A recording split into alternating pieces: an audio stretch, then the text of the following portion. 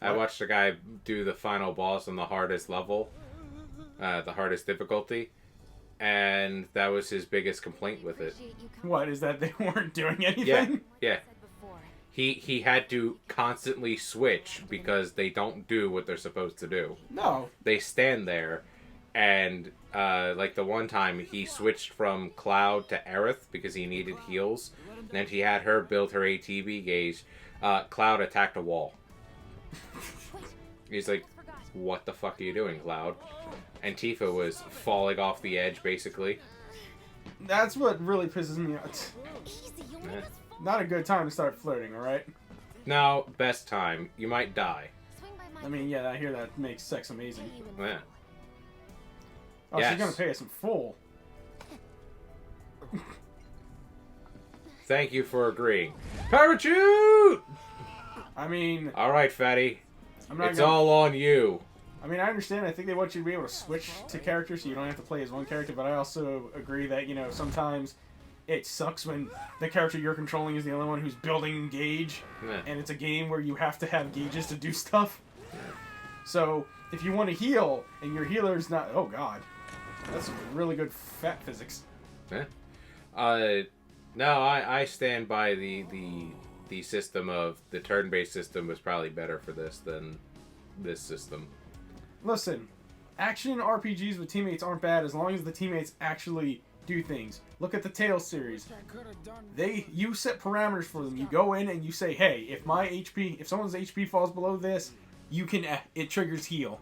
It doesn't happen like 100% of the time, but they'll do it. Like, this game, you don't have control over that. You can't set like, hey, Tifa or Aerith or Barret, if HP gets below this thing, use a potion or use something, you know? No, they don't even do that. See, that worked in... You have to give... There's a materia in this game for auto-healing. And it only works if it's not on your character. And that's the only way they will activate a cure on you. And it's... To me, that's kind of bullshit. That shouldn't be a materia. That should be a system. Dragon Age Origins probably had the best system, but everybody complained about it because they were like, it's too hard. We gotta streamline it for normies. What? It wasn't that hard. You just had to know what you were doing. You had to plan your attacks. Yeah, and then you had to think it forward. And if you played it on harder difficulties, you actually had to, use your brain. But, according to normies, that's too hard. I mean, I don't mind Dragon Age 2's combat. I don't like the story after a certain point. Because it should have ended after the Kunan Rebellion. I'm sorry, the Kunari. After you stole the Kunari's thing and then you killed the guy. That's how it should have ended. Because literally everything else after that felt shoehorn because... Oh, and 3 is worse with that. Like, shoehorning? No, not shoehorning. The story is like just... They basically, with the story, were like, here's all the loose ends. Let's just tie them all up and get them done and dealt with. So we can just essentially reboot it. And deal with the elf gods. But here's the other thing that I don't like about the play system of that. Your teammates are useless. There's absolutely no point to have them. Because they don't know what they're doing. Unless you're playing... unless you have the best team. And the best team is... Blackwall... you as an archer, and then it doesn't fucking matter. Yeah, but that kind of sucks because it's not my playstyle. I don't like long range. I mean, I got no problem being long range, but you know me. I like making warrior characters because I like getting up close and personal. Well, you need to be the archer because the archer can do the most damage, and you basically need to be able to do all the DPS you can. And Blackwall just can tank, and he'll never die because his whole thing all of his skills, if you class him right, he will never basically go into his health. He'll always go into they have an armor system. He will always have armor up and be replenishing it constantly, and so you can never break it down. Huh? I don't know. See, I don't like that when when party members are useless. Mm-hmm. And what was it? I think, God, I gotta remember what my first team was. When I played Dragon Age Origins 1, I think my very first team I beat the game with was, it was me as a two-handed melee fighter, so I had great swords. Mm-hmm. Alistair was my tank. Mm-hmm. I actually turned, is it Morgana or Morgan? Morgan. I think it's Morgan, yeah. I turned her from being a...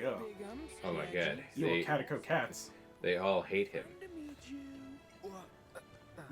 No. But, what was it? Because each of the mages were supposed to be spec'd down a certain tree, like, what was it? They always kept that, yeah. Yeah, Wynn was supposed to be your healer, because she naturally started with it. Were there... How many mages were there in the first game? 2? I think so. I think there was if you weren't a mage, it was Wynn and Morgan. And Morgan was supposed to be your offensive mage. Mm-hmm. I kind of hybrid classed her. I gave her, I think, like 1 or 2 healing spells because, you know, I was trying to romance her. Mm-hmm. And then I think I rounded out my party until I got Ogren. It was the dog. Once I got the dog, I turned into Ogren. So technically my team was Mr. Small. I Famous Rex. I can't remember my team. I know Morgan was in there. I know I was in there because I was the rogue with the the 2 dual-wielding swords. I think that was my problem. Most of my entire first team was nothing but fucking melee fighters. Except for her. Well, what I loved about the first game is if you did it right, you could break the game and you could fuse Duncan's sword to the ultimate sword, so it became that you were tri-wielding instead of dual-wielding. You know what I didn't like with the Xbox 360 version of the game? Oh, what's that? You know that star sword that you get in the deals? Yeah. It never had what it was supposed to look like. Remember, it was supposed to look more badass, but instead it always looked goofy. Yeah. And then I think I was only able to forge that one ultimate sword in was it Awakening? I think so. Yeah, where you get the option to forge like that badass really looking one. Oh, do we want to come back tomorrow? No, I'm gonna say not happening. Yeah, okay. Tifa. Not happening. But nah, I know there was a glitch apparently in Awakening. Is if you had that star sword and it was in your inventory, that's what that badass sword would look like in the 360 version. And I was like, that's kind of bullshit. Nah. Actresses, am I right, fellas? Tisk, tisk, tisk. But look at that homeless guy crying over there. He's just like, I'm so sad. If I don't get my Mako, this blonde Aryan douchebag keeps taking all my fucking Mako because he hates Shinra! DEA, down with the DEA! Hit that hard. Yeah. Thank God no one will know I'm coming in. Tifa, how'd you know I was here? It's like, Tifa, how did you know I was... Keep going. You're good. You're good. You're good.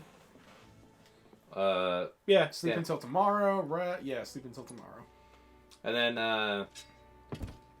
yeah. I didn't like the surprise in Dragon Age 2 where you kill your sibling if you don't have the foresight to bring, I met the Grey Wardens. You're a Grey Warden now. The fuck? Yeah. And if you don't take a Grey Warden with you into them, they die from the plague. Mm-hmm. And I'm like, the fuck? But if you don't take them with them, if you don't take them with you, they go join either the Templars or they join the fucking Order. Yep. And you end up killing them anyway. Yeah. The third one, you're not missing much. Because unlike in the first one where there was actually consequences to the things you did, there's no consequences to any decision you make in that game. And anybody can fight me on that. There's no consequences in Dragon Age Inquisition. Whatever you do, things will just happen because they need to happen. Isn't that the same for Dragon Age 2? To some extent, yeah. I mean the third act of the game, there's no consequences. Yeah. I mean, there is consequences to lead up to it, but it's... Yeah, but the end result is I still kill the head of the Circle and I still kill the head of the Templars. It doesn't matter who I side with. Yeah. That's what I'm saying. Is like, that's bullshit. It's like, what was the point of me helping or giving a shit about these specific organizations if at the end of the game I'm just gonna kill both their leaders? And then what is it? What are the two options? There's only 2 options in 2 for ending, right? It's either Hawk leaves after killing both of them and stopping the rebellion, or he stays as a viceroy. Well, there's 6 endings. There's 6 endings? Yes. Why do I only remember 2 endings then? You probably only got 2 of them. Because the one isn't fucking possible to get. And I did it, but it's impossible. And it's, you become basically the king of whatchamacallit. Yeah, the vice counter. Yeah, you become the person who runs the whole thing. But they never let you have that option. Because eventually your character leaves anyway. Yeah, because he becomes corrupt or something?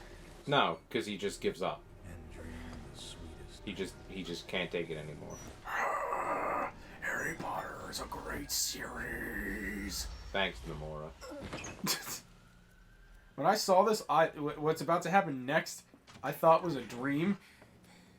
What's wrong? Like, what's about to happen here, I thought it was a dream sequence. I was like, oh, okay, this can't be really happening. The sky is all weird.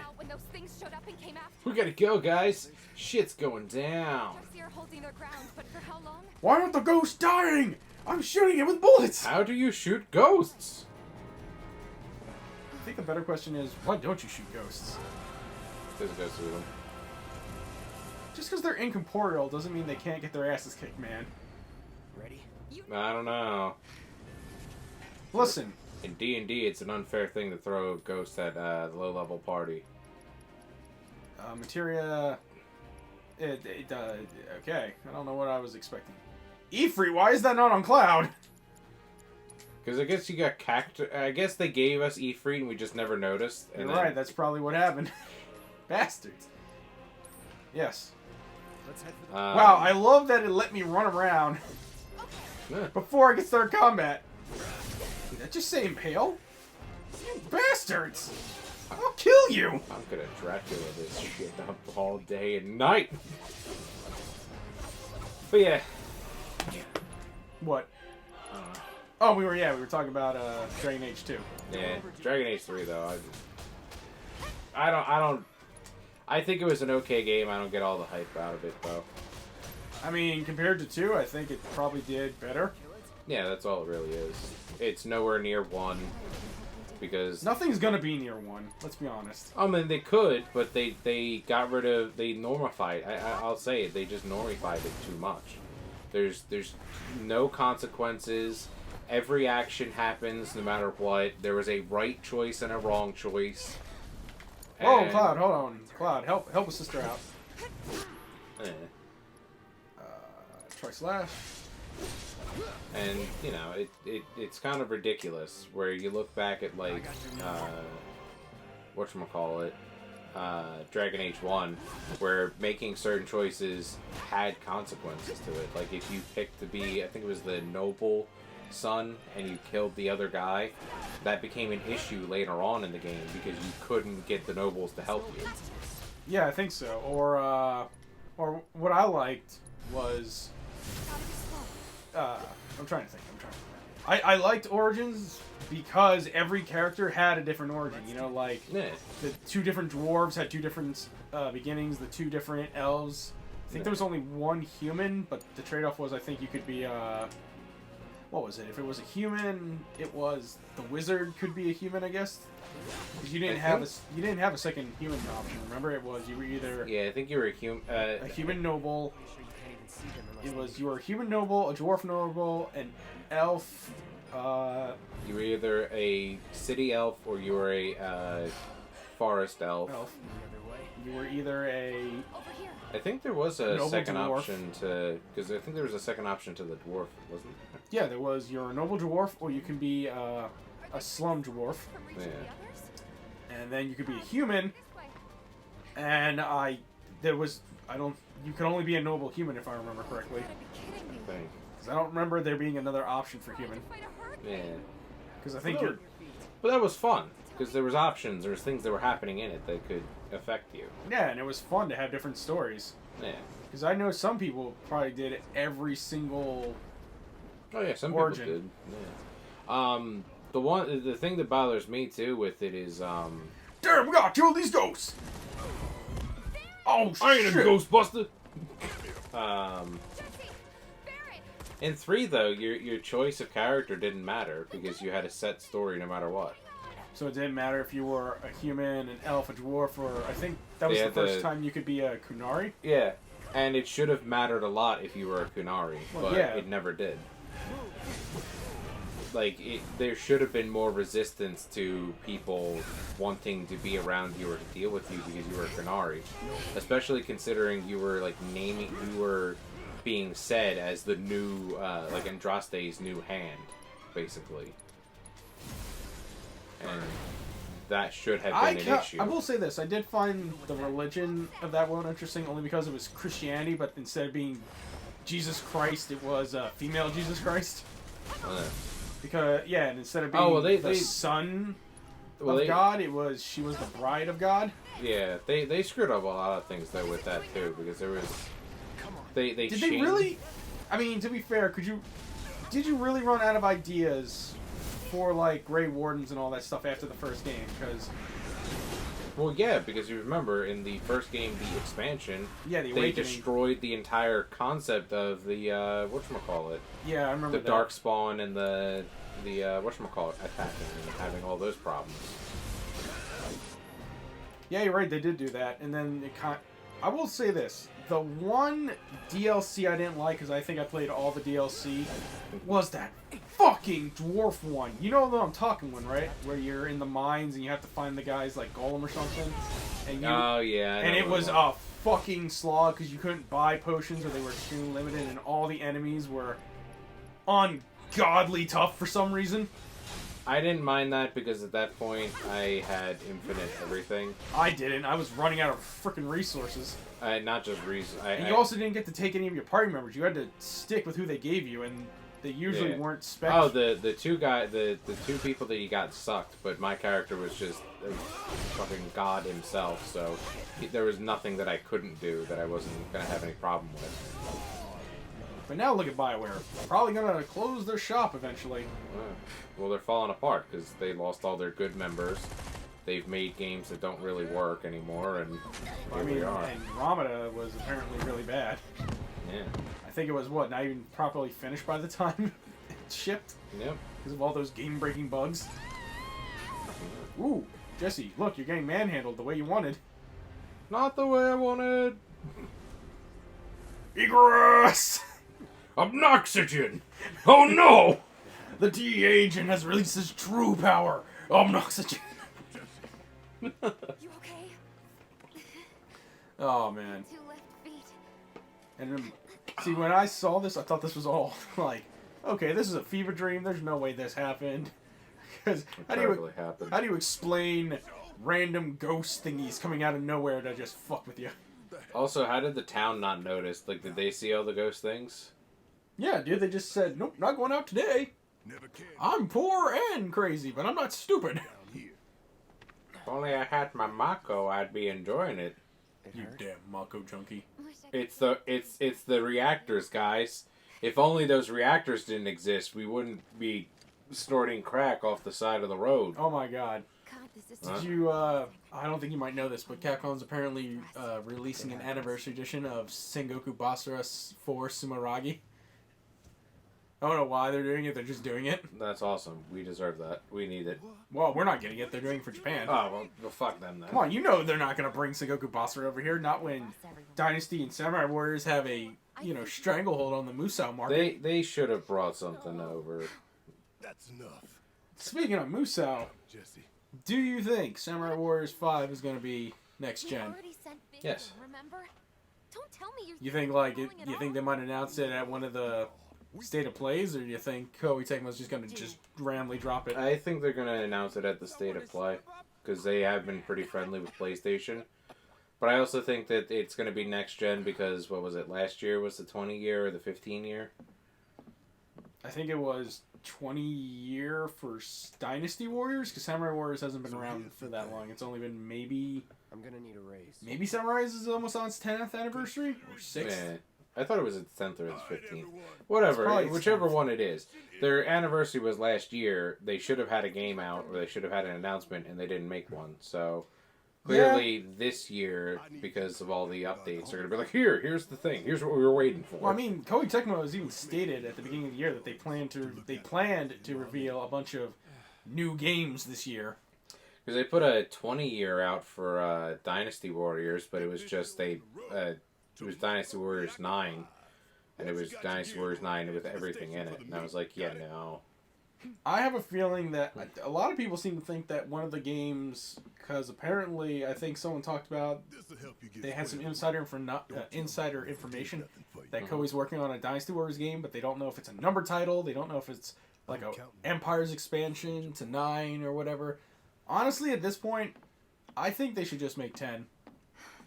Like they should just go to 10 and be like, all right, we